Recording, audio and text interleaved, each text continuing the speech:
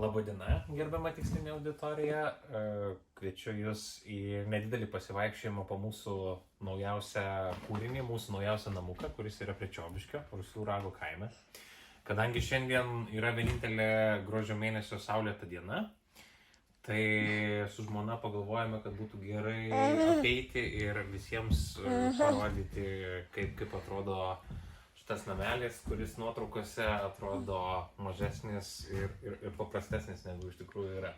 Mes šitą namelį stengiamės patraukti kuo arčiau šlaito, kad didžiajame kambaryje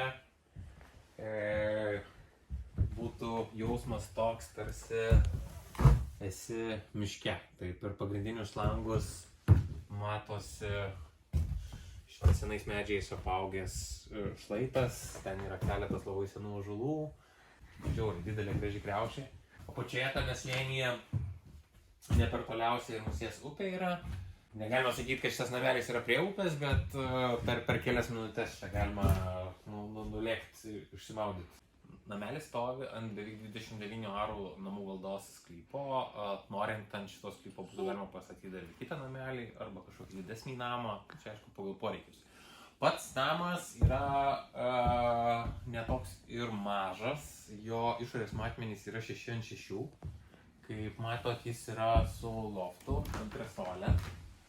Tas loftas galėtų tarnauti, sakyti, kažkoks miegamasis ar darbo kambarys, tai nėra taip, kad jame reikėtų vaikščioti pasilenkus. Tu prasme, čia visiškai užtenka su mano nemažu ūgio erdvės, net įsirengus. Kas yra geriausia, tai kad jeigu šičia, pavyzdžiui, pasistačius arba darbo stalą, arba lovą, atsiveria vaizdai vos ne į kitą Neries pusę, aš nežinau, ten turbūt Kernavėje matosi dar toliau.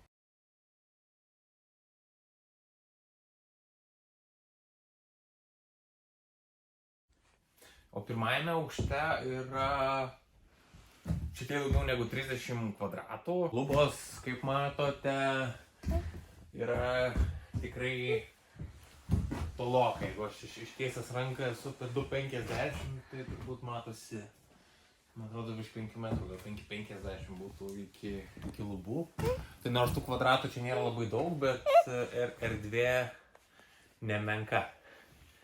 Tai jeigu patys kartais pasvajojate apie namelį gamtoje, arba jeigu iš viso radikaliai norit sprukti iš Vilniaus, sprukti iš Kauno, arba jeigu pažįstate žmonių, kurie norėtų turėti tokią vietelę gamtoje, tai nukreipkite link manęs, galėsiu papasakoti daugiau. Tarp kitko, mes šitą namelį norint galime užbaigti iki tiek, kad būtų galima įsikraustyti su naminiais augalais ir su katinais ir šunimis. Ir dar apie tai, kur šis namelis yra. Tai jis yra Rusių rago kaime. Čia yra asfaltuotas privažiavimas, nuo Čiobiškio yra tuo asfaltuotų kelių gal kokio 1,5 kilometro. Pats Čiobiškio miestelis žiauriai fainas. Yra kelios upės, miškai, pilna vietų išeiti, pasivaikščioti su dviračiu, pasivažinėti.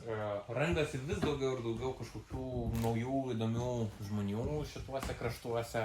Ir čia pat yra labai fainų, tokių alternatyvių kaimynų. Ir Čiobiškyje eksponentiškai daugėja. Tai